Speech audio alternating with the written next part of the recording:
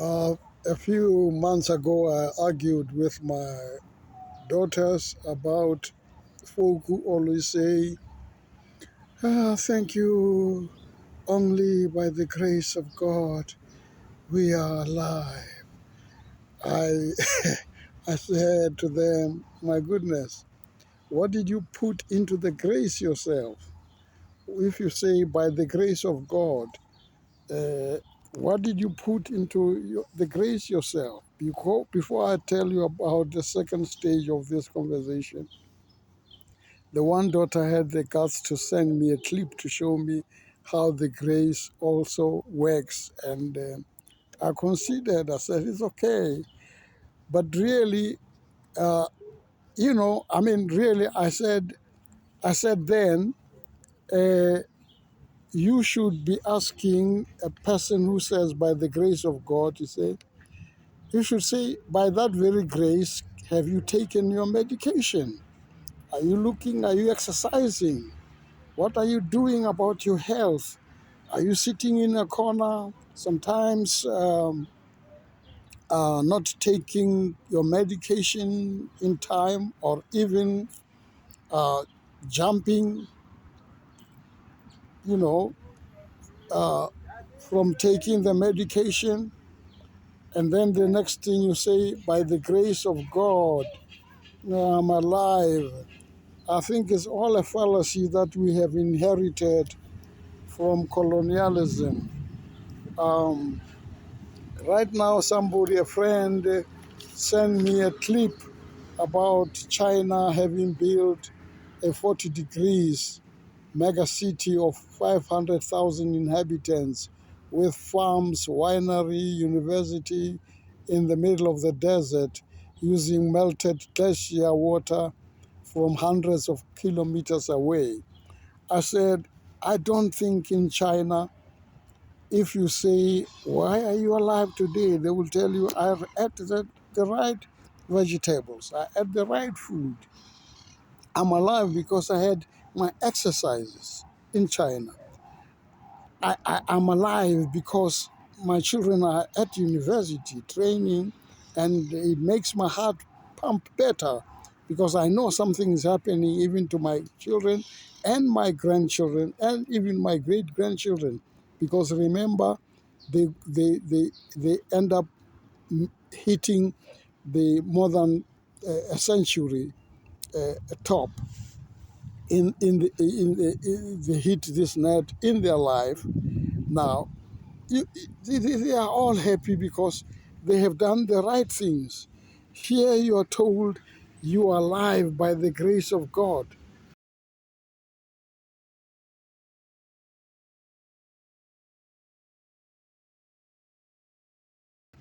And your politicians have promised us mega cities. They have uh, eaten that money. I'll use that expression. One African American bishop of mine used to be amused when people say, hey, that pastor has eaten money. Say, hey, Paul, you eat money here, you chew it, man. So, so they have eaten money. And, and these fellows that you call your presidents and government and so on, man, you better wake up. Stop calling us to the polls to go and vote for this, I don't know what to call them. I have a word in my mouth, but I don't want to use it. But really, what you know is that they are thugs and thieves who can't think properly, who cannot organize even away from their street corner, even if they live in Centon. Just down in Alexandra is squalor, and the roads that lead out of that are full of what do you call this thing that uh, are full of dumps, and also they're full of what do you call this thing when the road cracks? I'm getting older. I cannot be very clear about these terms. What do you call these things that out in Kelele? there was such a dam formed by this potholes, man, potholes. And people came out of their homes to come in and swim in that pothole for the cameras. And I don't forget. The problem with me is that I don't forget. At the funeral of Nelson Mandela, this fellow called Cyril Ramaphosa was presiding. And when he called upon the president of Malawi, which was a woman, he made a joke. He kept on saying, Malawi, Malawi. I mean, even if I say it looked effeminate, but that will be insulting the females. But he was making a joke, not like a real guy. Malawi, Malawi, Malawi, like a foolish uh, girl in the street, let me say that. Malawi, Malawi. Just because there had been news about potholes in Malawi strewn all over the country. And I think at that time of Mandela's funeral, he was the deputy president. And he was saying, Malawi, Malawi, Malawi. Man, he has brought into this country more potholes than the whole world ever. The first potholes I ever saw was in the year 2000. I was in the US, and right in the capital city, Washington, D.C., there were potholes. But people were working overnight to close them up, working overnight, but the potholes were there. I could not believe it because we didn't have a single pothole in Johannesburg. So we are copycats of the world, of the people that we honor and worship. And then we bring potholes all over around Johannesburg and all our cities. Villages are worse. Children are drowning in the potholes, let alone our animals. Our animals are drowning in those things, especially your small animals trying to cross the road or something. Whew. Stop saying, by the grace of God, when you can hardly buy your granny decent vegetables, you can hardly buy them some decent grains to eat.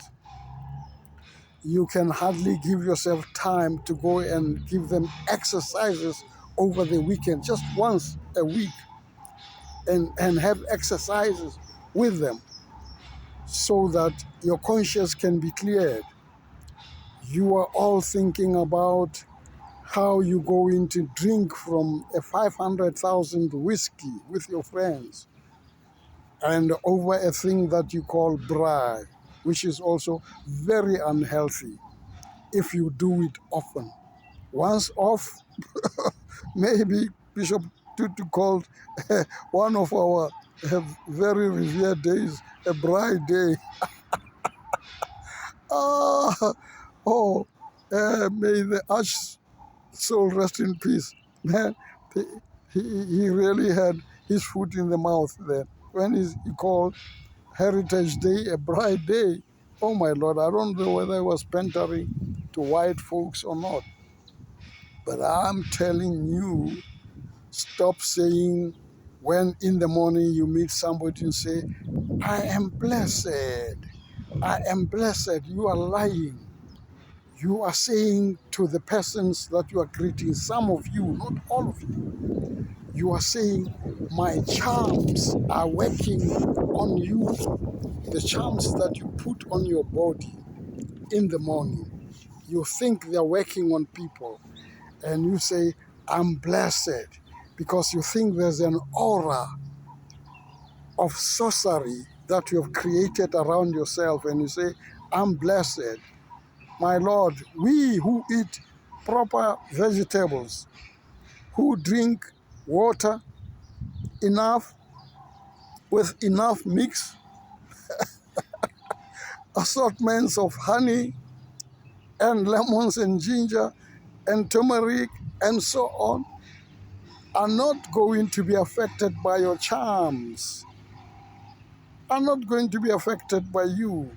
You're wasting your time saying you're blessed when you know very well that you mean your charms, you are activating the charms that you are wearing all over your body. Yes, a lot of people who come to church and say, I'm blessed, watch out.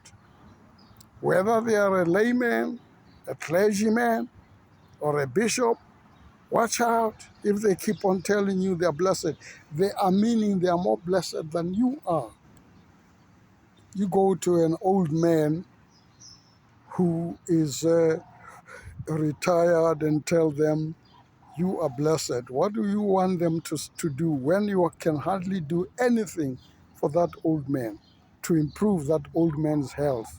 You go and say, Grandpa, I'm blessed. Ah, man, to blazes with you. I'm using that to blazes with you because I'm trying to be polite this morning, but actually to hell with you. Just go to hell, man. Go marching into hell. Stop saying to people, I'm blessed, when you hardly can help your neighbor's child, not only with food, but with homework, with training their minds, exercises in the streets. When we grew up, there was a boxing club all over. Boxing is dead. I was in the boxing culture. My mother was in the boxing culture. We used to go to tournaments, and my mother would be screaming from the seat. My mother was not your ruffian, but very polite. But my goodness, when a cousin of ours called Tiger Floor threw a left hook, my mother also threw a left hook from where we were seated at the Sharpeville Hall. I remember that very well. And wait a minute now, man, wait a minute. There's nobody who's throwing a punch. Everybody is running to rugby to try and impress white, but not everybody is a heavyweight. You can do exercises. You can do I think some of the exercises are called chia exercises for the aged and even for the infirm among the younger people. I'm happy I'm able to bring out words now. I was struggling to bring up a word pothole. It's because really my mind is not in a pothole. That's why I forget to use the word. You use words that you love. When you try to you use words lovely, it is because you think people are lovely. And you can say lovely to them. Oh, when I was young, my father used to call my mother honey, honey, and and one, and that is real. I'm telling you. And my mother would say honey in return. And one a clergy person who was my lecturer in seminary came back excited and told me, Paul, in America, when you go to any shop, you can't just say, I want that sandwich. I'm in a cafe. You can't say, I want that sandwich. You can't say in a shop, in an outfit shop, you can't say, I'm looking for that trousers. If you are being served by a woman, I think he was exaggerating. He would say, honey, you must say, honey, can you give me this? Honey, can you do? And I think when I went to America, I tried it. I said, I knew that they call brown bread wheat bread. I would say, honey, can I have wheat bread? I never saw them giving me some very nice look when I said, honey, can I have some wheat bread? Can I have some ketchup on my meal? That is tomato sauce for you. Wait a minute. I don't remember them acting positively. Actually, I think I made a mistake in some corner cafe, and the American man was charming this woman behind the counter. When it is my turn, I said, "Honey," and she looked at me that I was lost. You know what I mean? Because she knew that it ain't your thing, man. It it ain't your thing. That's not how you charm your women at home that they call jungles. That brings me to the last part. Then we went to a restaurant. It was it was in Cincinnati. We went to a restaurant with a friend of mine who was very radical, had been on Robben Island, and is an ordained clergy person. And we ate, and after eating, we left everything that we were eating from, the containers of the food and all that. We left them on the table. We were about to go out of the door, and a fat African American, she was fat. Really, I cannot apologize for that. And I'm not at war with fat people, but she was fat, uh, or should I say bulky? Oh, she was bulky, and she yelled at us, say, "Hey, who the hell do you think is going to clear your table?" We said, "Hey, what are you talking, man? We from South Africa, we don't clear no table. You clear the table." And she laughed. She says, "Ha ha ha! You come from shacks.